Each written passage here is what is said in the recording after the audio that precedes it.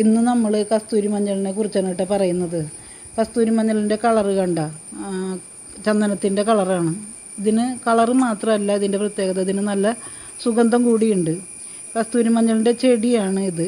സാധാരണ മഞ്ഞളിൽ നിന്നൊരു ചെറിയ വ്യത്യാസം ഇതിൻ്റെ ഇലകൾക്കുണ്ട്. നമുക്ക് സൂക്ഷിച്ച് നോക്കിയാൽ അറിയാനായിട്ട് സാധിക്കും. ശരീര സൗന്ദര്യത്തിനും മുഖകാന്തിക്കും കസ്തൂരി മഞ്ഞൾ പണ്ടേ തുടങ്ങി ഉപയോഗിക്കുന്നതാണ്. മുഖത്തെ കറുത്ത പാടുകൾ, മുഖത്തുണ്ടാകുന്ന കരിമംഗലം, അങ്ങനെയുള്ള അടയാളങ്ങൾ പോകാനായിട്ട് കസ്തൂരി മഞ്ഞൾ വളരെ ഉത്തമം തന്നെയാണ്. പണ്ട് ആളുകൾ മഞ്ഞ കുവേനയാണ് കസ്തൂരി മഞ്ഞൾ എന്നും പറഞ്ഞ് ഉപയോഗിച്ചിരുന്നത്. ഒരിക്കലും അതല്ല, ഇതാണ് കസ്തൂരി മഞ്ഞൾ. ഇതിൻ്റെ കളറ് കണ്ട, ഒടിക്കുമ്പോൾ കളറ് നല്ല ചന്ദനത്തിൻ്റെ കളറാണ്. ഈ ഒടിക്കുമ്പോൾ തന്നെ നമുക്കിതിൻ്റെ നല്ല സുഗന്ധം വരും. കമ്പോളത്തിൽ നല്ല ഡിമാൻഡ് ഉള്ളതാണത്. ഇന്നിപ്പോൾ വ്യാവസായിക അടിസ്ഥാനത്തിൽ സോപ്പ് അതുപോലെയുള്ള മൂല്യവർദ്ധിത ഉൽപ്പന്നങ്ങൾ ഉണ്ടാക്കാനായിട്ട് കസ്തൂരി മഞ്ഞൾ ധാരാളമായിട്ട് ഉപയോഗിക്കുന്നുണ്ട്. ഇത് നമുക്ക് നട്ടു വളർത്താനായിട്ട് ആർക്കും സാധിക്കുന്ന ഒന്നാണ്.